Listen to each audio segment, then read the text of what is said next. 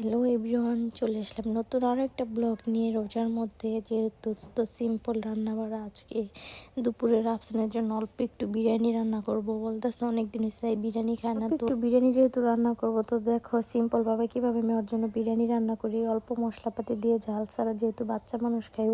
তো প্রথমে এখানে তেলের মধ্যে পেঁয়াজ দিয়ে দিলাম। পেঁয়াজটা দেওয়ার পরে একটু লবণ দিয়ে দিতেছি। লবণটা দিয়ে এখন ভালো করে পেঁয়াজগুলো আর কি ভাজা ভাজা করে নিই। আফসানের জন্য যখনই কিছু রান্না বান্না করি না কেন, আফসান কিন্তু মজা না হলে ওই খাবারটা খেতে চায় না। তো এখন একটু গরম মশলা, তারপরে তেজপাতা, যা যা মশলা আছে অল্প কিছু পরিমাণে দিয়ে দিতেছি তেলের মধ্যে। এখন পেঁয়াজগুলো যেহেতু ভাজা ভাজা হয়ে গেছে, এখানে তেজপাতাটাও দিয়ে দিছি। তারপরে এখন কিছু পরিমাণ আদা রসুন বাটা দিয়ে দিব। আদা রসুন একসাথে বাটা ছিল, তো এটা দিয়ে দিলাম। এখন আবার কাঁচামরিচ দুইটা আনামি দিব। কাঁচামরিচ দুইটা যদি কাইটা দিই মাঝখানে, তাহলে আবার অনেক বেশি ঝাল হয়ে যাব।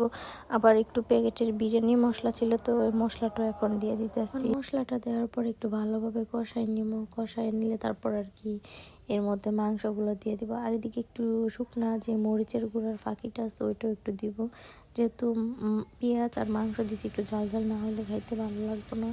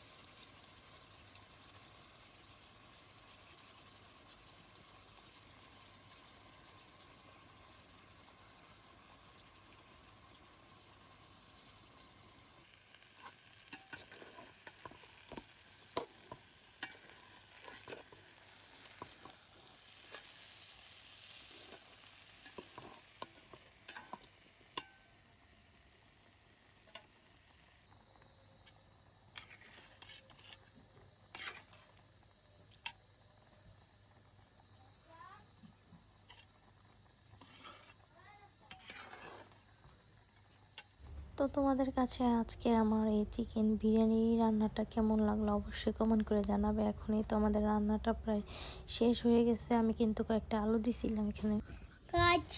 আজকে আমার রান্নাটা কেমন হয়েছে সবাই লাইক কমেন্ট শেয়ার আর একটা আই লাভ ইউ দিবে, কমেন্ট করবেন, তাহলে আমরা খেয়ে চলে যাবো।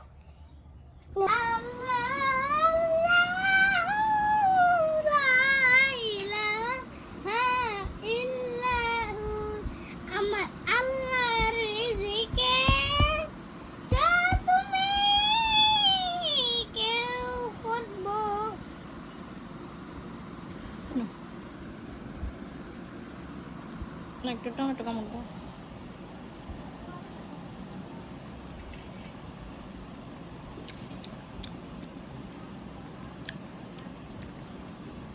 রুম